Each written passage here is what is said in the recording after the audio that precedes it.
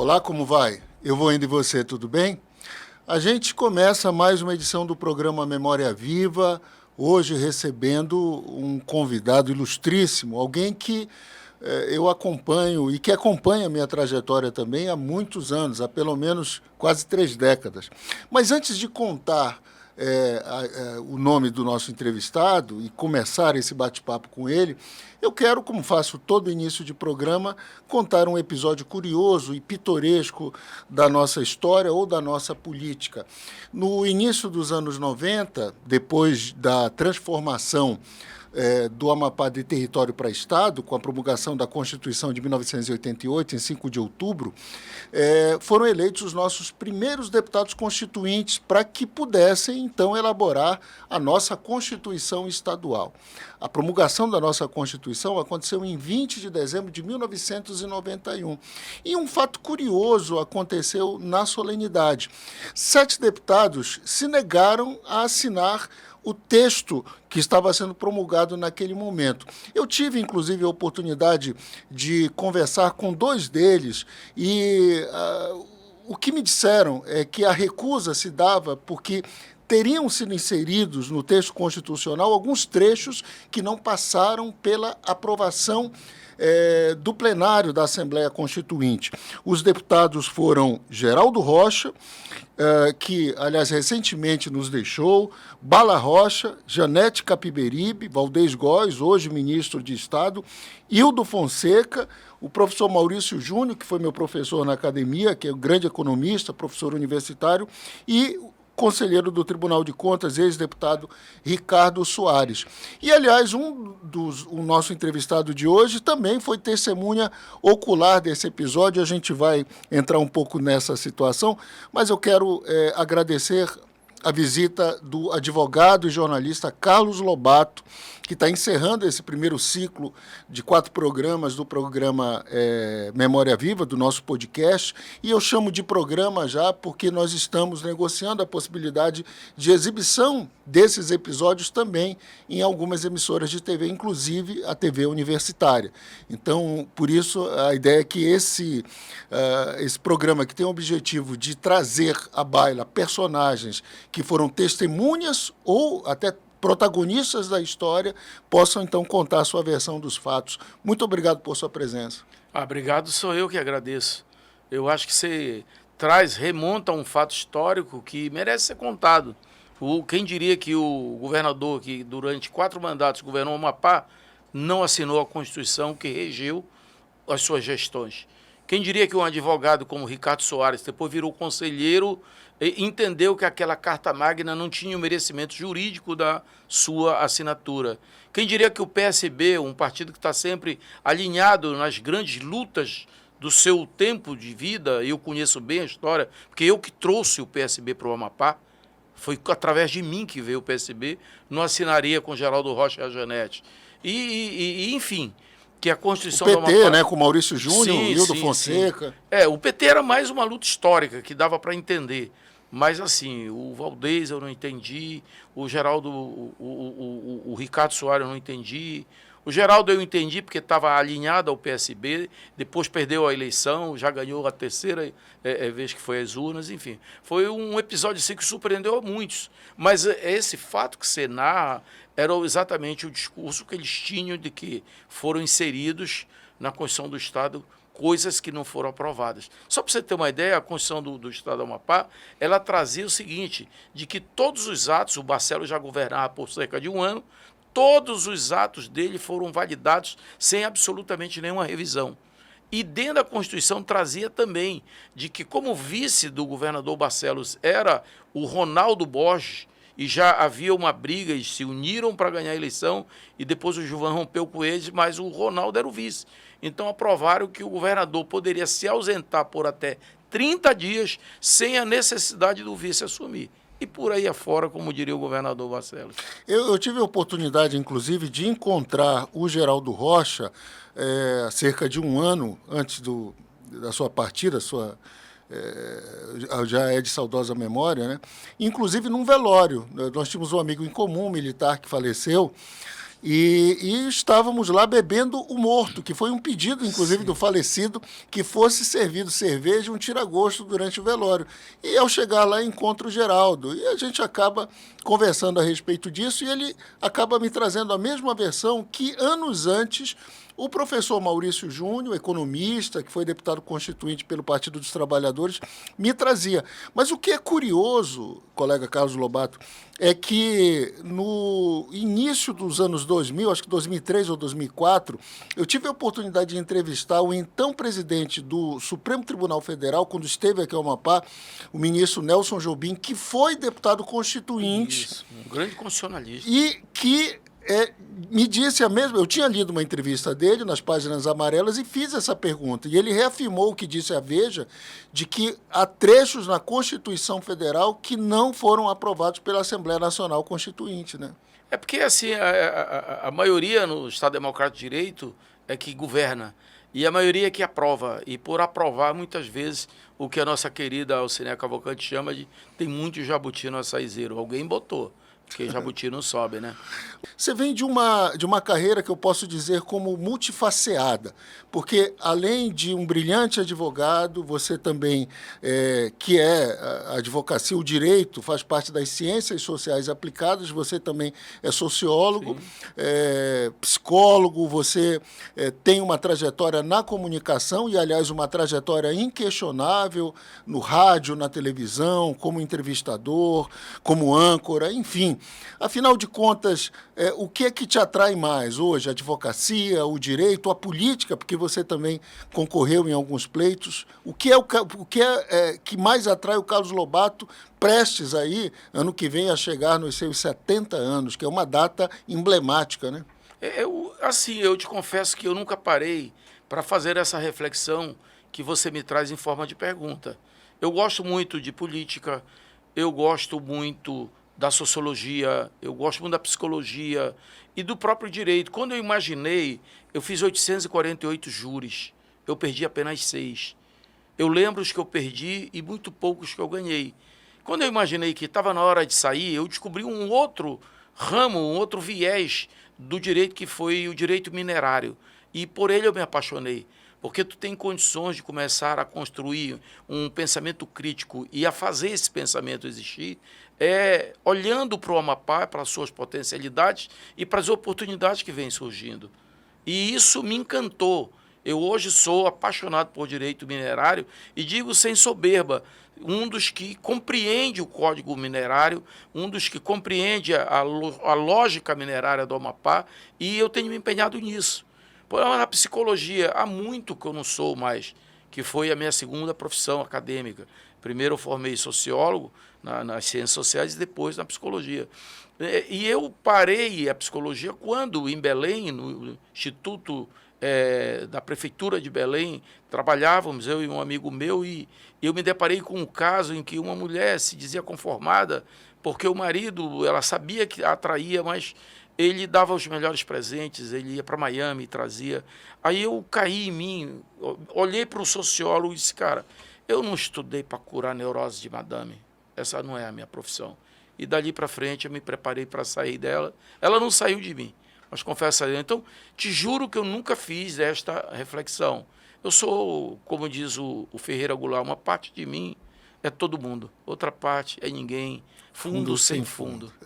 Eu recebi semana passada o professor Antonei Lima, Sim, que muito jovem, sim. Aliás, foi um dos mais jovens secretários. Acho que só não foi mais jovem que o hoje governador Clécio Luiz, que com menos de 30 anos já tinha sido secretário. 27 anos. 27 anos. O Antonei foi aos 33 Sim. anos, a idade de Cristo, né? Uhum. Mas o Antonei, a exemplo de tantos e tantos jovens, saiu do Amapá, foi morar com os pais em Brasília, depois para o Pará, buscar uma formação superior que nós ainda não tínhamos, né? Embora em 1986, aprovado o projeto que garantia a instalação da Universidade Federal do Amapá, isso só se consolida no início dos anos 90. E a tua ida para Belém, em busca de uma formação, a exemplo de tantas outras histórias, foi sofrida, né? Muito sofrida, muito sofrida. E eu acho que o sofrimento também, eu acredito na espiritualidade, eu acho que ele vem acompanhado de um anjo para ver o tamanho da tua capacidade de resistir. Mas eu aprendi que resistir é o primeiro passo. E eu fui daqui de Canoa. O pai do nosso querido Zé Maria Botelho, seu Alfredo Botelho, me levaria, desde que eu levasse a minha mãe, para que comprovasse que eu estava indo estudar. E assim foi. Eu fui com uma calça Lee americana e uma calça social. O encarregado da embarcação queria comprar minha calça Lee americana, que era o grande plus, a minha irmã tinha me dado de presente. Eu doei a ele, desde que ele, se eu precisasse voltar, me trouxesse de graça. E eu cheguei lá em Belém sem saber aonde iria dormir. E aí, conversando com o próprio encarregado, disse, olha, vai para o terminal. E foi o primeiro lugar onde eu fui hospedado, em Belém do Pará. Foi no terminal rodoviário Delgado, não sei o que, Nunes, lá em Belém do Pará. Dormi lá uns 8 dias, quando um senhor me descobriu, porque eu ficava lendo o livro até por exaustão dormir. Ele era vigia de um colégio chamado Paulinho de Brito, que fica na Humaitá, esquina da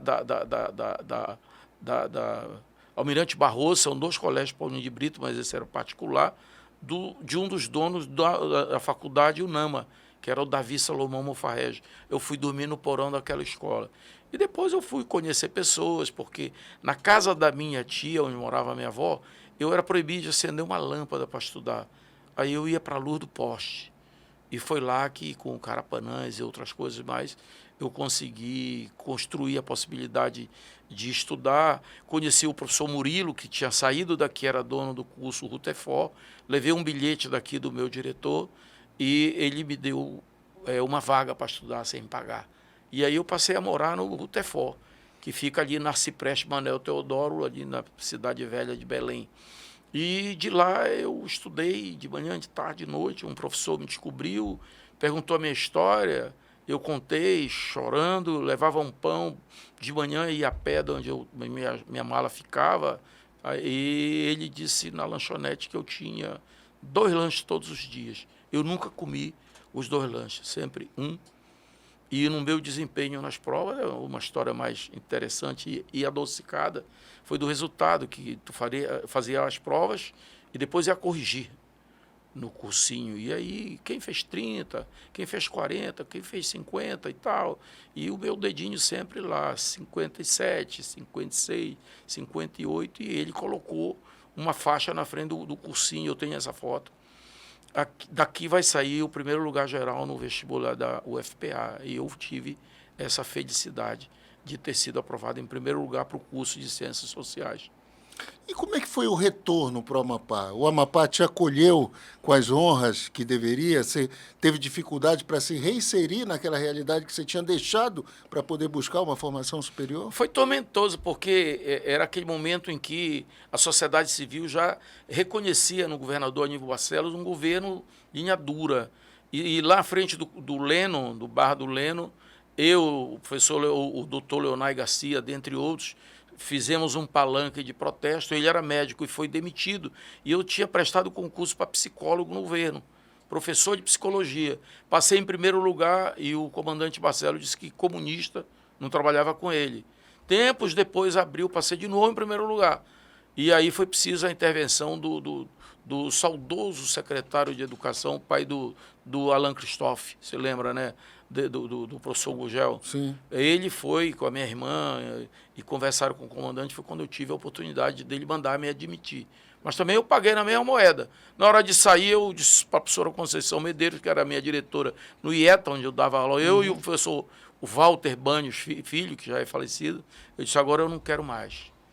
Foi quando a Fátima Pelage foi para a LBA e eu, na condição de sociólogo, comecei a fazer os projetos sociais da LBA. Ganhava bem mais, trabalhava bem menos e o plus era maior, porque eu tive uma alergia que o giz me deixou de herança muito forte, que até hoje me acompanha.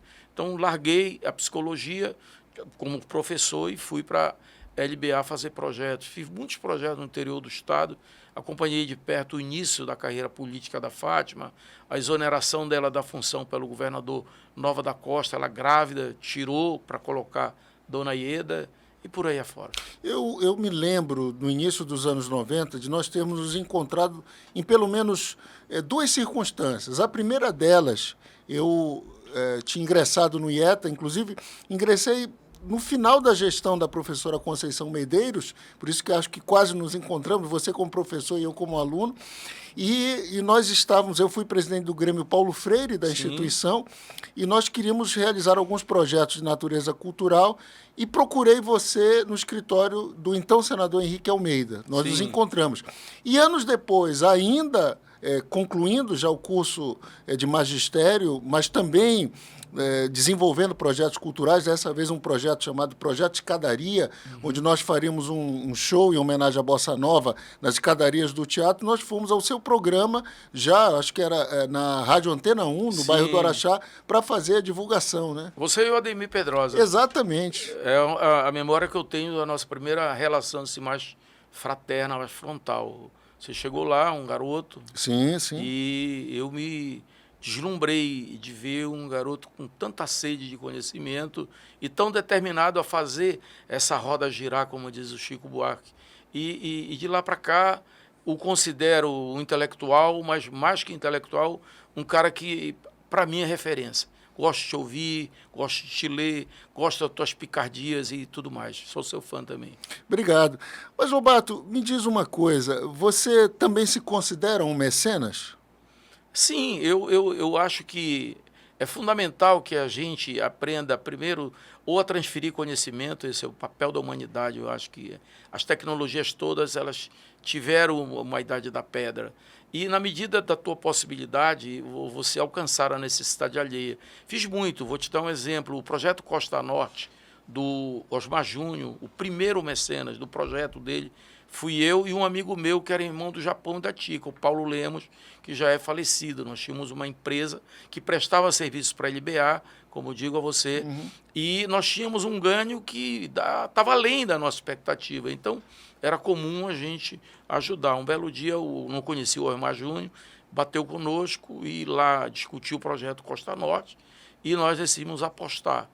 E apostamos, eu acho que é uma referência na cultura da carpintaria poética musical do Amapá, esse projeto que resultou na revelação de talentos e de canções memoráveis do Amapá. Eu acho que sim. Na medida do que eu posso, na medida da necessidade, eu ponho o pé na jaca e vou. Você soube, aliás, foi você que me relatou há alguns anos que já estava escrevendo suas memórias e que havia um título provisório, né, que na verdade é um título homônimo ao de uma outra obra da literatura. Continua trabalhando nesse projeto? Continua, é engraçado, cara, e isso me planteia mais ainda a memória do nosso irmão Fernando Canto. Sim. Porque com o Fernando Canto nós tínhamos um projeto de fazer uma peça de teatro contando a história dos amapaenses que foram para Belém na minha época, das agruras, das dificuldades, das dores, do alcoolismo, do encontro com as drogas, do amor que a gente encontrava lá, que terminávamos casando e às vezes até ficando por lá, ou vindo para cá numa relação que às vezes se dissolvia. A nossa, eu diria, a nossa insensatez psicológica nos fazia nos abrigar no primeiro coração, sabe? E nós fizemos depoimentos, muitos depoimentos, e por hora ou ficávamos bêbados ou chorávamos, porque eram dores que se tocavam. E isso ficou adormecido. E eu tenho convicção que a Sônia, esposa do Fernando, tem esse acervo. Nunca saiu do papel, porque eu acho que nós nunca tivemos coragem. E também, assim, o Fernando seria o cara que iria me ajudar na construção da obra. O título provisório era Confesso que Vivi, contando relatos meus, experiências vividas, onde eu estava presente, ou eu protagonizei, ou eu vi de perto. E depois eu fiquei meio assim, não diria desanimado, mas deixei de lado. Esse livro hoje deve ter umas quase 500 páginas, mas eu ainda não tive coragem de entregar para alguém e dizer, pô, vamos sistematizar, bora ver o que se aproveita daqui. Tem muita história, muitas histórias que eu poderia te contar. Que aliás, você apropriadamente lembra do nosso saudoso amigo, agora saudoso amigo Fernando Canto, que nos deixou este ano, agora em maio, né, faria seu aniversário de 71 anos, em outubro, completo, dia 29 de outubro. Morreu no dia em que também meses depois completaria 70 anos. Exatamente. E o Fernando, eu não sei se você sabe, mas junto com a mesma produção que trabalha neste podcast, nós temos 6 horas de gravação feitas no início do ano passado, antes do seu desencarne, com vistas a um projeto de um dos editais da Lei Paulo Gustavo. E depois se converteu numa outra vertente. A gente tem buscado, mas é um material que eu já compartilhei com alguns amigos, com o governador Clécio, o senador Randolph, para que a gente não deixe esmorecer. Eu sei que há muitas iniciativas, há um festival, inclusive de música, que homenageia o poeta Fernando Canto, mas o Fernando é muito mais do que isso. Aliás, o documentário, ele é, inclusive, tem as suas interseções com base nessa multiface do Fernando, que era o sociólogo, o estudioso, que era o boêmio, que era o compositor, que era o historiador, que era o maçom, que era o imortal da academia, que era o compositor, que era o carnavalesco. Então, o Fernando era de múltiplas paixões e ele conseguia catalisar em tudo aquilo que amava um pouco da sua arte, do seu conhecimento, e eu confesso que tenho muito orgulho de dizer que conheci o Fernando em 1995, quando ele já estava costurando a sua vinda para o Amapá, inicialmente de forma intermitente, porque ele ainda não morava aqui, mas depois que estabeleceu residência de forma mais frequente, e não tenho dúvidas de que a minha formação, inclusive, como também sociólogo, é a influência desse querido e saudoso amigo agora. Pois é, nós nos cruzamos na Universidade Sim. Federal do Pará, em 1977, 78, porque os militares eles conseguiram na educação, para evitar que uma turma iniciasse junto e terminasse junto, tendo propostas iguais, então eles fragmentavam as disciplinas. Tu fazia disciplina com quem estudava geografia, com quem estudava história, com quem estudava direito, e a gente, mesmo no curso de ciências sociais, juntos, às vezes não nos encontravam. Nós nos encontramos, acho que foi em 77, 78, fazendo uma disciplina que era o terror da sociologia, que era estatística. Matemática 1, matemática 2, estatística 1, estatística 2, estatística aplicada, a gente dizia que rasgava a beca. Não permitia que muitos colegas conseguissem concluir o curso. Eu tinha um colega que estava 12 anos dentro da universidade, a ponto de ser jubilado, porque não conseguia passar. E eu fiz um movimento dentro da Universidade Federal do Pará exatamente para que se flexibilizasse. Nós não queríamos fazer bomba atômica, nós queríamos ter uma noção da psicologia, da matemática aplicada para, com a estatística, aprender a tabular uma pesquisa, interpretar uma pesquisa, o que é ponto pacífico na construção do nosso saber. E isso foi acatado. E colocaram professores que deram uma flexibilidade. Olha, a primeira prova é um trabalho, a segunda prova é isso aqui, e todo mundo passou. Então, deixou de rasgar a beca. E eu encontrei o Fernando ali. E dali para cá, cara, fizemos amizades. Tinha uma namorada que era a melhor amiga, é a melhor amiga ainda da Sônia, e aí me levou para dentro da casa dele com a Sônia depois. E tem uma história muito louca com o Fernando, e o que mais me chama a atenção e o que eu guardo de memória foi um aniversário meu, em que ele sabia do meu aniversário, chegou naquela S10 dele, de tênis, aquela meia cano longo, uma bermuda... Parecia uniforme já, né? E aí chegou com litro de açaí e 1 quilo de camarão no bafo. Trouxe o teu presente. Aí eu falei, pô, bora guardar o açaí para ressaca, o camarão agora e desce a primeira. E assim foi. Poxa, Lobato, é muito legal relembrar essas histórias, mas eu não posso encerrar esse programa sem a gente lançar uma perspectiva para o nosso futuro. Eu sei que você, até em razão de tua formação e também dessa sua especialização na área da exploração mineral, está acompanhando atentamente esse momento, né, de indas e vindas a respeito do puxa e encolhe relacionado à questão dos estudos que vão possibilitar no futuro a exploração de petróleo na nossa costa. Você é de fato otimista em relação a isso ou acredita que nós ainda temos muito a nos preparar para poder transformar esse devir numa realidade realmente palpável do ponto de vista do desenvolvimento econômico? Eu sou um marxista nessa causa. Eu olho para o materialismo histórico e nós estamos conjugando essa construção através do conhecimento, através da correlação política, através do querer.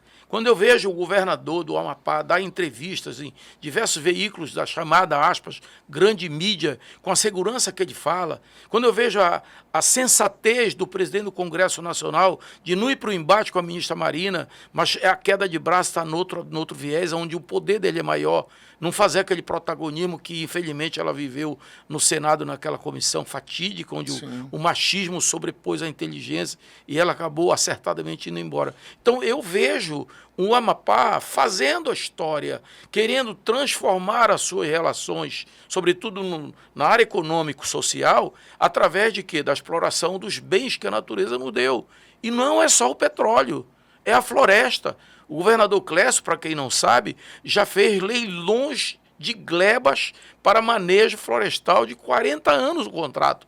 E o contrato 001 é de uma empresa amapaense chamada Forte, onde está o Nil Góes, onde está o Raimundinho, meu amigo, onde está o Triton, amigo meus madeireiros, que junto com outros 42 madeireiros, 9 anos atrás, o PIB era 1 bilhão.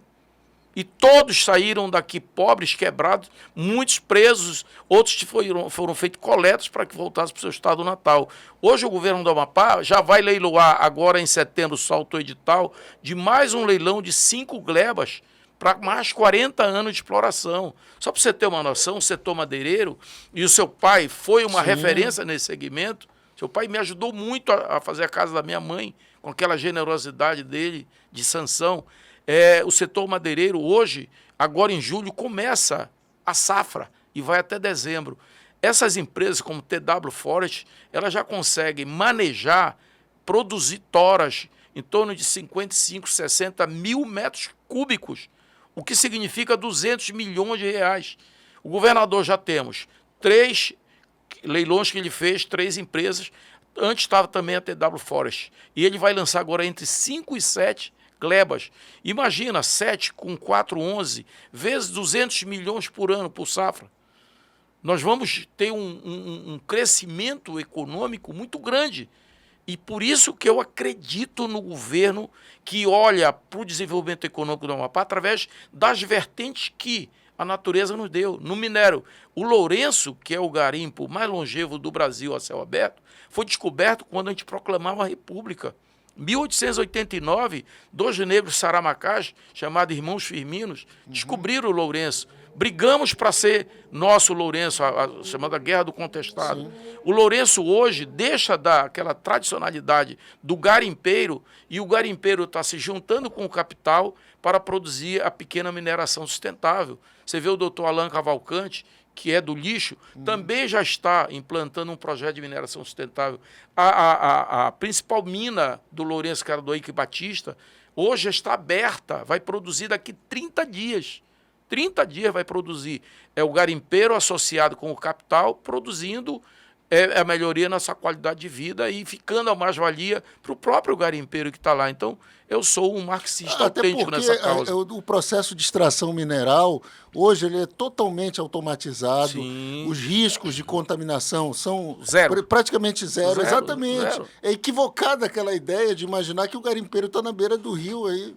Não existe mais isso. Não existe, exatamente. E, ao contrário, a pequena mineração sustentável, se ela for, por exemplo, trabalhar o rejeito do ouro, só no Lourenço tem 200 milhões de toneladas de rejeito, que chama curimã. Se uma empresa se estabelecesse hoje, para fazer o processamento daquela areia que está misturada com ouro, que é o rejeito, ela passaria mais de um século para conseguir processar tudo aquilo que tem lá. E isso fez com que a cooperativa dos garimpeiros atraísse empresas pequenas, porque o garimpeiro tem que estar dentro, porque a modalidade é cooperativismo, então está atraindo.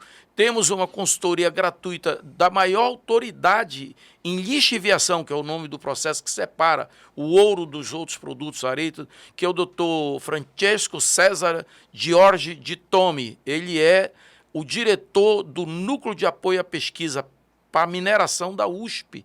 E ele conhece o garimpo e os garimpeiros pelo nome. E é um amigo que eu tenho, que está vindo aí, inclusive, convidado pelo presidente da Lua, da Câmara, para fazer um grande encontro sobre petróleo e gás, que também é a especialidade dele. E ele disse para mim, falei da amizade que tem com o presidente da Lua, do interesse que ele tem de travar esse debate, produzindo conhecimento a partir da Casa do Povo, que é a Câmara, e o doutor Francesco César e Jorge de Tome está chegando dos Estados Unidos no dia 25 deste mês. Depois eu vou discutir o calendário com o presidente da Lua para que ele seja recebido aqui no Amapá para contar verdades que muitos encobrem, sobretudo essa questão que envolve ciência ambiental e outras questões que o IBAMA abraça como causa e que é preciso discutir com profundidade.